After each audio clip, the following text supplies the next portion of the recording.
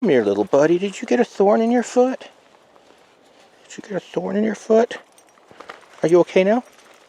Yeah? Shadow and I are setting up to do astrophotography, which is cool. But even cooler is where we're imaging from. We're just down the road from the Very Large Array Observatory, the world's most powerful radio observatory. An enormous complex of 27 gigantic radio telescopes. And we're going to tour it tomorrow. This is a true Bortle One Dark Sight, 7,500 feet in elevation. I mean, it just doesn't get any better than this. Or can it? Just wait. Let me show you.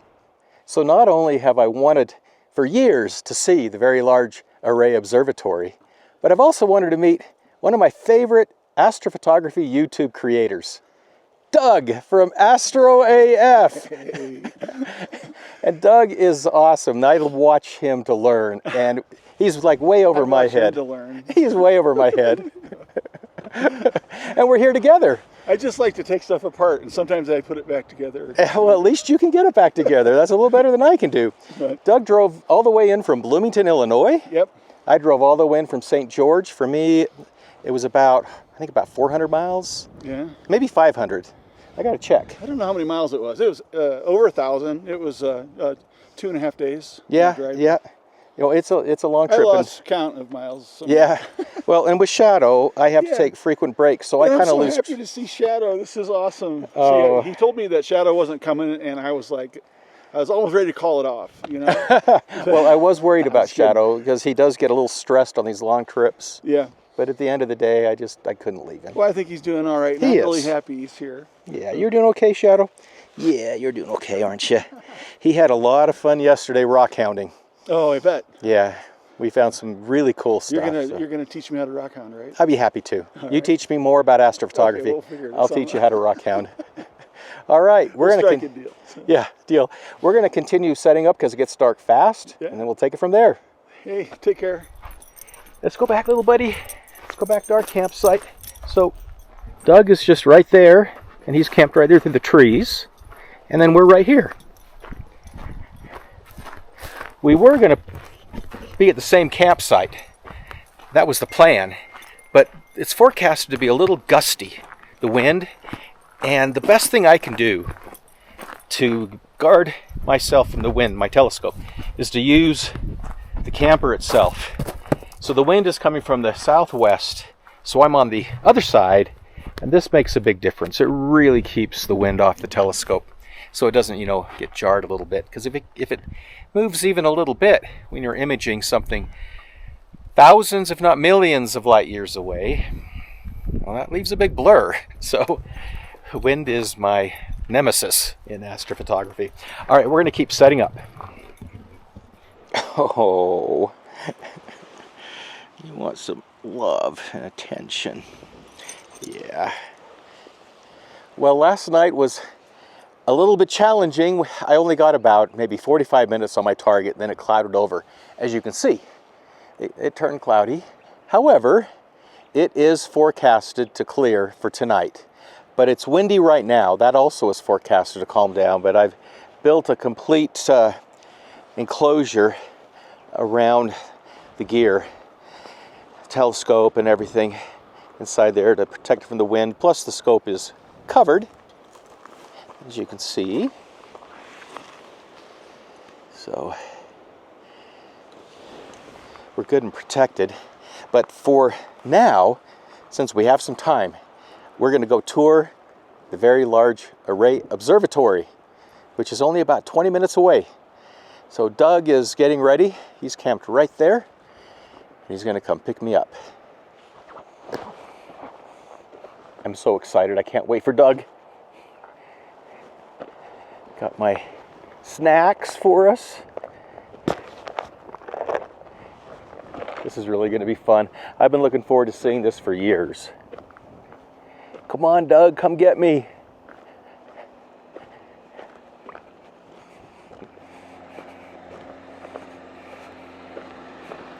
He's such a nice guy.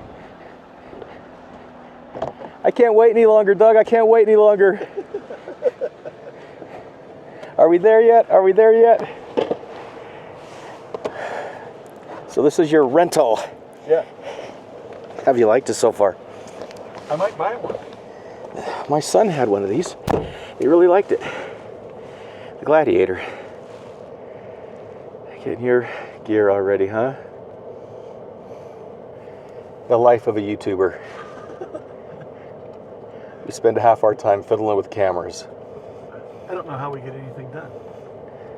I don't Like, either. I used to get so much more done before I started my YouTube channel. I know, I did too. We stopped here on the road.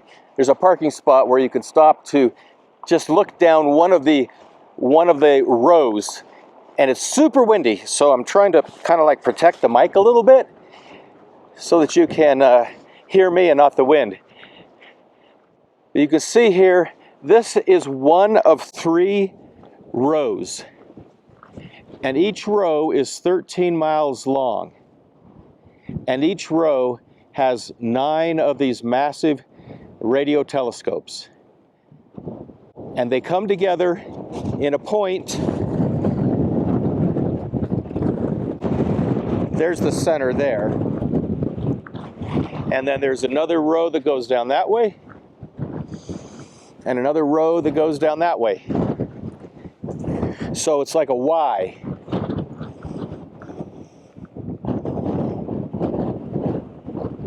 And then they work together as one massive telescope because they're going after the very large wave radio frequency.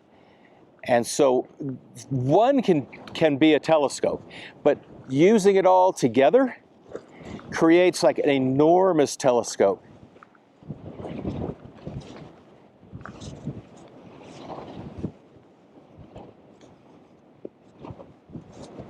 The railroad track here, so there's a machine that comes and it can move these so they can make this array tighter or wider, with the width potential being that each row is maximum 13 miles. And they do that depending upon the object they're going after.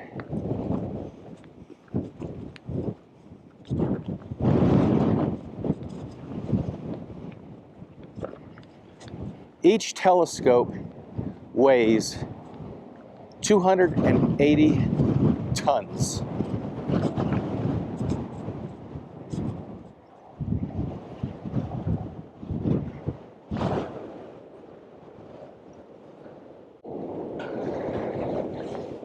$280 tons.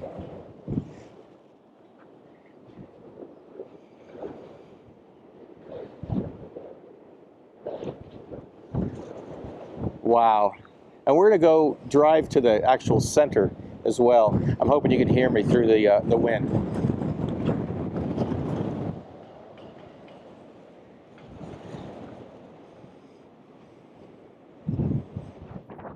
Doug put one of his super cool AstroAF stickers on this spot.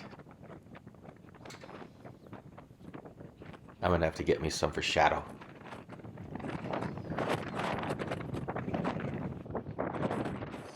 What is taking Doug so long? Come on, Doug. I can't wait, Doug. Hurry, Doug. Hurry, Doug.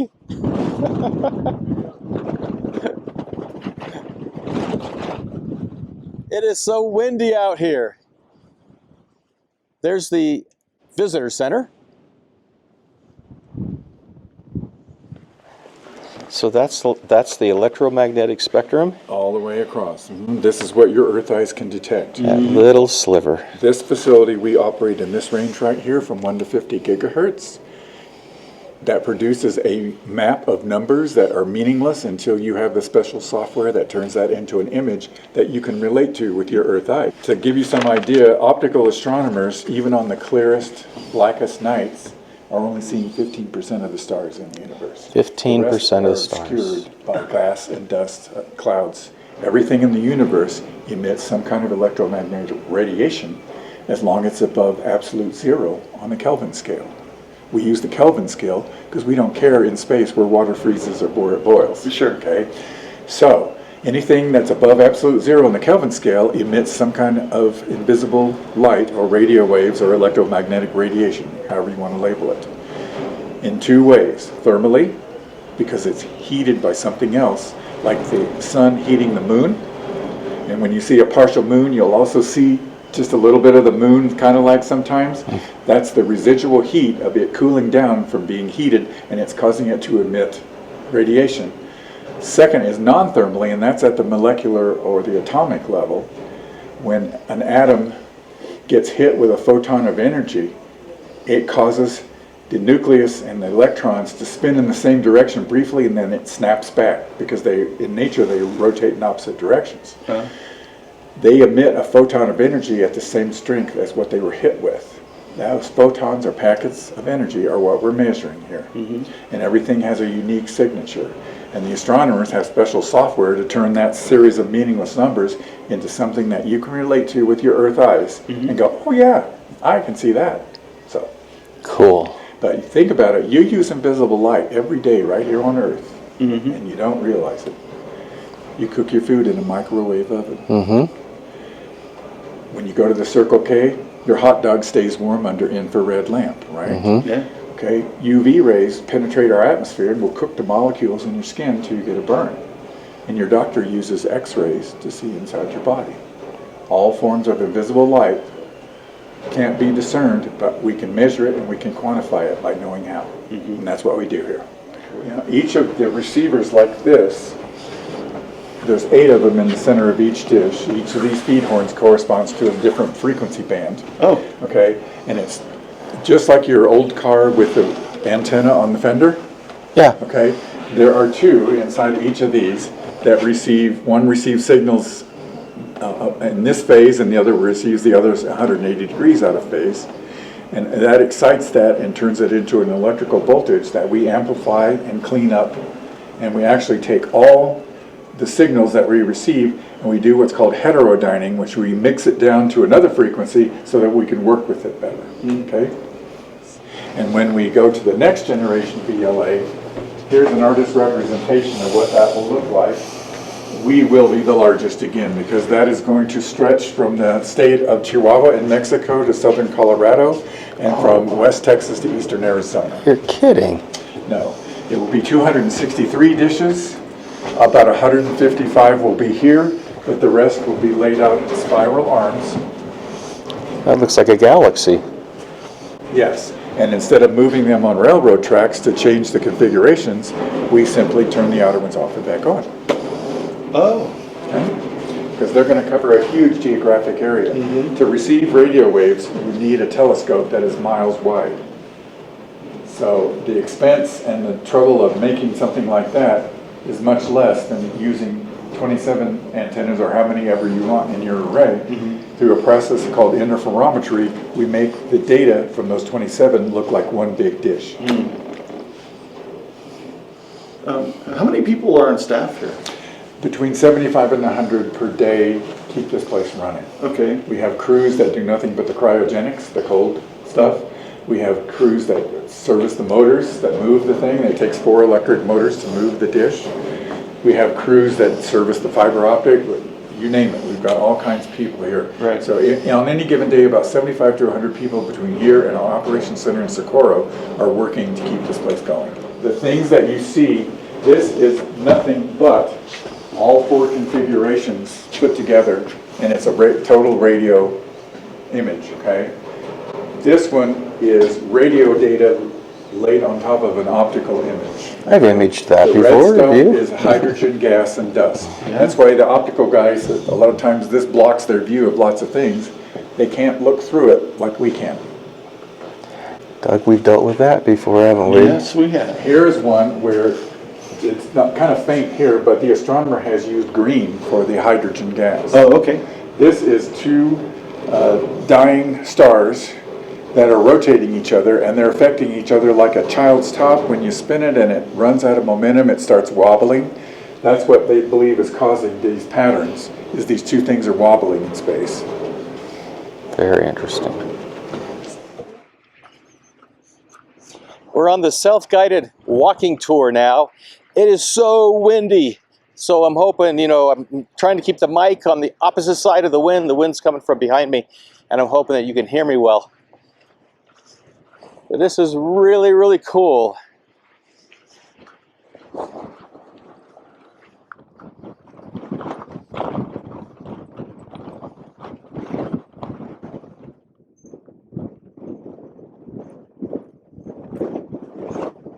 This thing's enormous.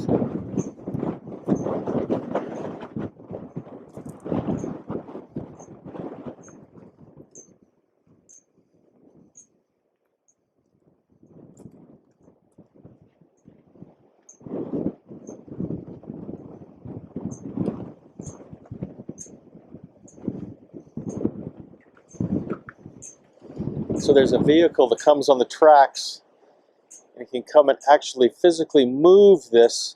And you see there's other stations they can dock at. So they can move them to these other stations so they can take the entire array and shrink it or enlarge it. And I understand they do that twice a year.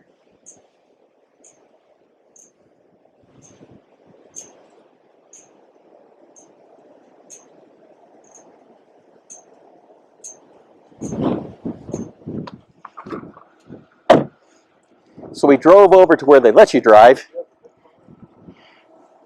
This is where they move the telescopes in to do maintenance. There's 27 in active mode at any one point in time, and then one being serviced. And then they rotate that one out with another one, some kind of constant rotation. And this machine right here, and that one over there, that's how they move them on these tracks.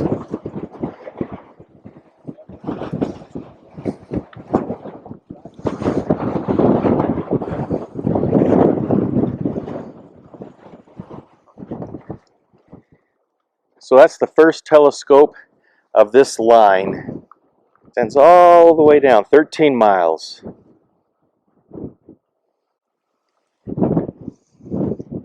And then you can see that row extending down 13 miles.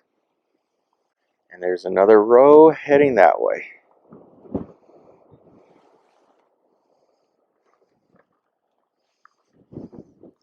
All of these form one big radio telescope. Can you imagine? Can you imagine the information they can gather? Wow. So one thing to note is, unlike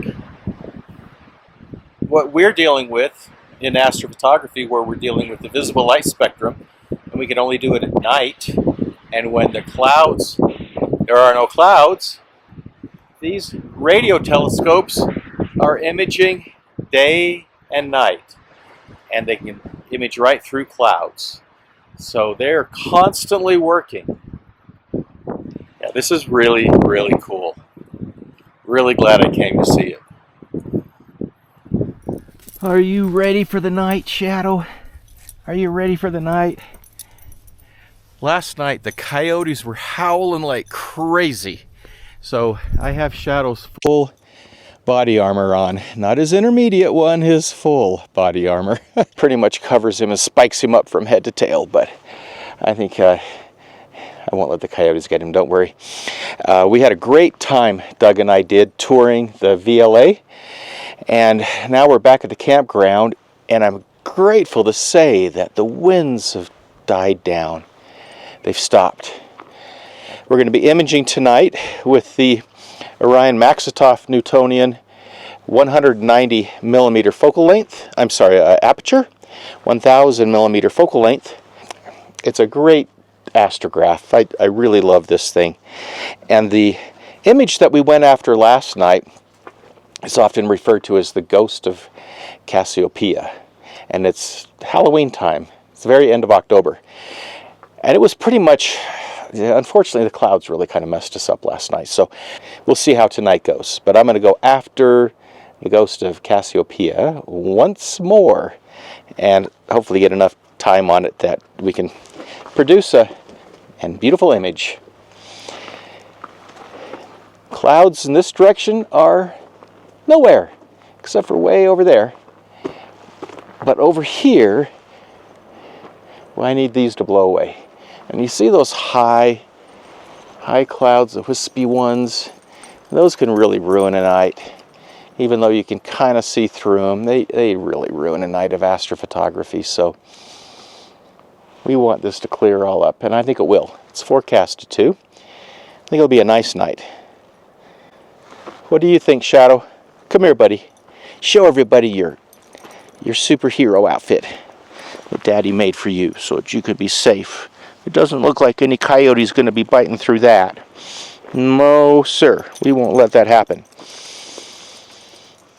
Well, it's about 10:45 at night, and we've been on our target, the Ghost of Cassiopeia, for about an hour. So we're going to go out and see how it's coming along. But before then, let me tell you a little bit about this object. The Ghost of Cassiopeia is a hydrogen-rich nebula that is located about 550 light years from Earth, right adjacent to the middle star that forms the W that Cassiopeia is known for. Cassiopeia, the queen, and the W is the throne that the queen sits on. The middle star in that W is Gamma Cassiopeia, and adjacent to it is this nebula of predominantly hydrogen, oxygen as well, and other elements. But it's ionized, or it's heated by the star Gamma Cassiopeia. And the Gamma Cassiopeia is a massive star. It's 34,000 times the brightness of our sun. And so it's illuminating, it's ionizing, it's heating the atomic particles, the hydrogen that makes up this gas, this big gaseous ball, the nebula, the cloud, and thus it glows. It glows this eerie red. And then there's some dark nebula as well that is reflecting the light from Gamma Cassiopeia. So altogether, it kind of gives it a ghostly, eerie look. At least that's what some people think. Thus the name, the Ghost of Cassiopeia. Let's go out and see how it's coming along. It's cold out tonight. I've got the heater on in here for the first time this year, this fall season anyway.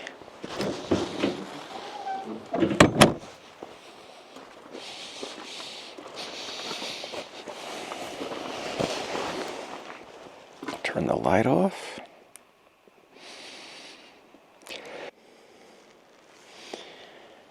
And here we go.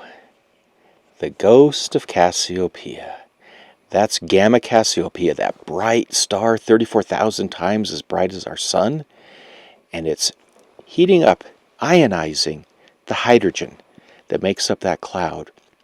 And thus it's radiating light, glowing the reddish color that hydrogen glows. And then there's some dark nebula in there as well that is reflecting the light from Gamma Cassiopeia. And altogether, it kind of gives it this eerie look. And thus the name, the Ghost of Cassiopeia. This will look a lot better when I'm finished processing it, but it's coming along nicely. I'm very happy with it. I'm taking 3-minute exposures. I have 33 so far, 99 minutes.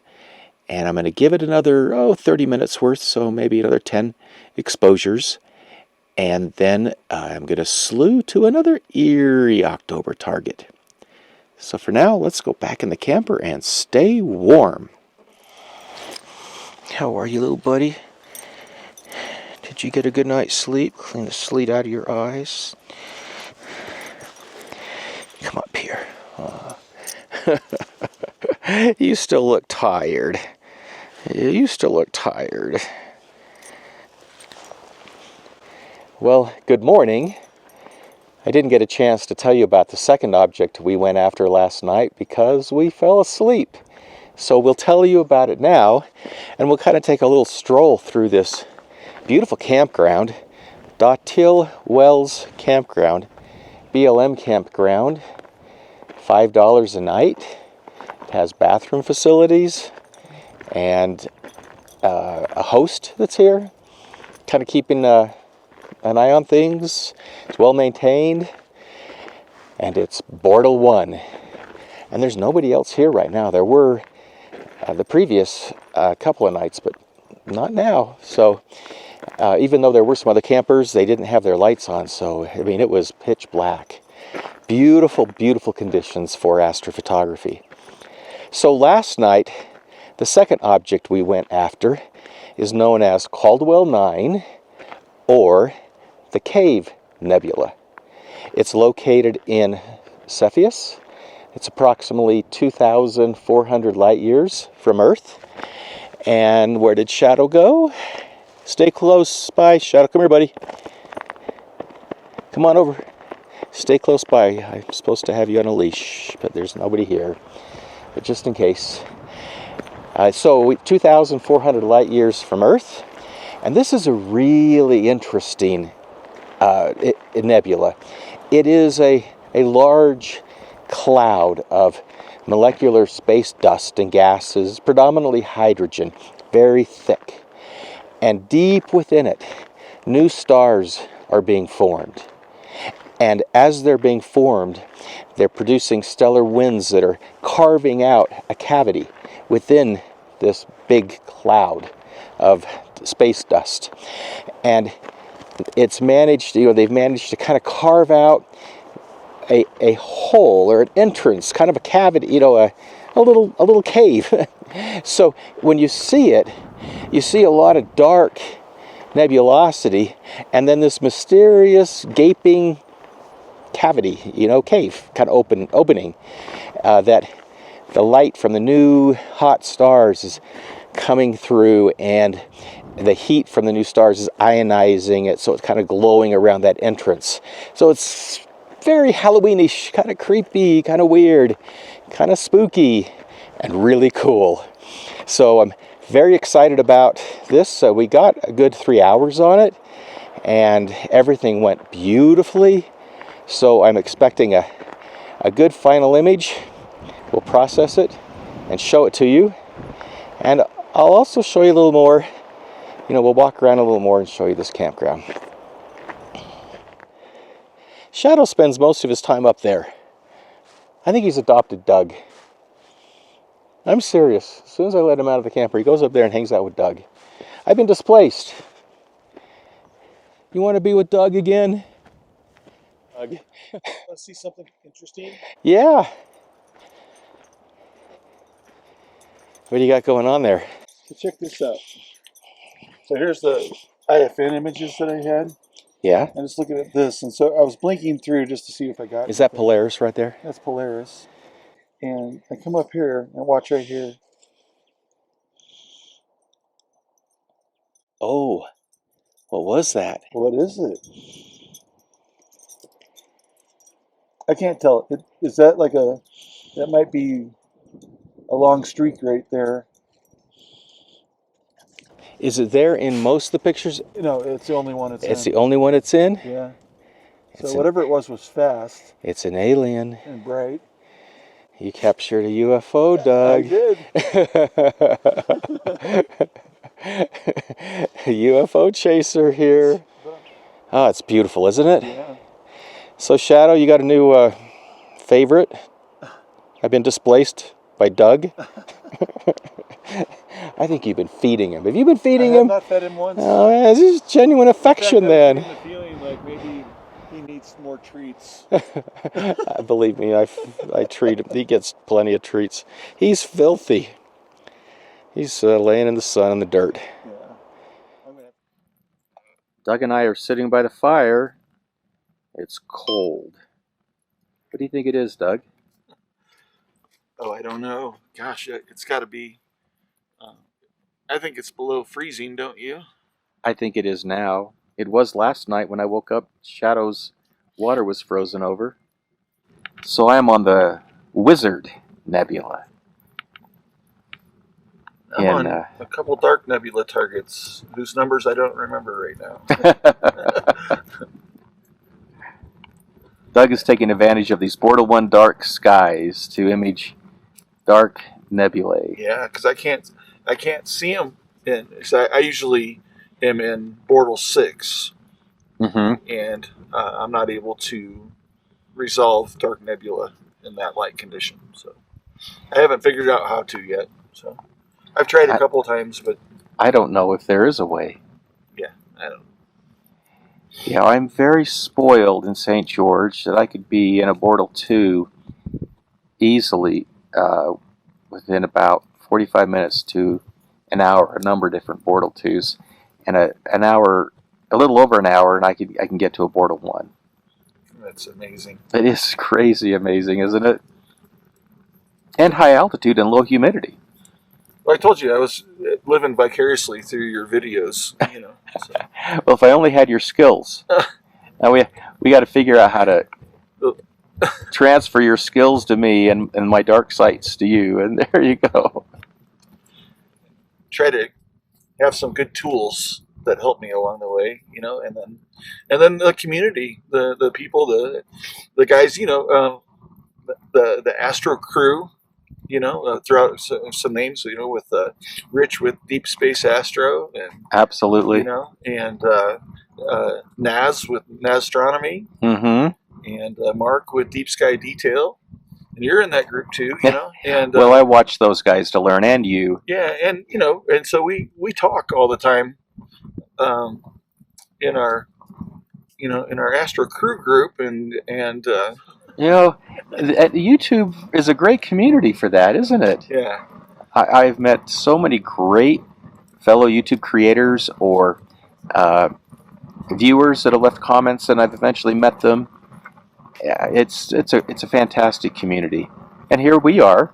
I mean, you're 2.5 days away from home, and I'm 1.5 days away, and we're camping together. Camping at 7,500 feet. 7,500 feet. We met on YouTube. YouTube. This is the first time we've met in person. It is. Oh, that's pretty awesome. You know who I'm thinking of right now? I'm thinking of John, the camping astronomer. Oh yeah, this would be something I think he would like to do In the UK. I think he would love to be here right now. John, I like that guy. If you see this, you got to figure out how to join us on a camping trip. Yeah. Yeah, I like him too. Get some more wood on the fire here. We brought a lot of wood. And we burned a lot of wood. And we have just about burnt through it.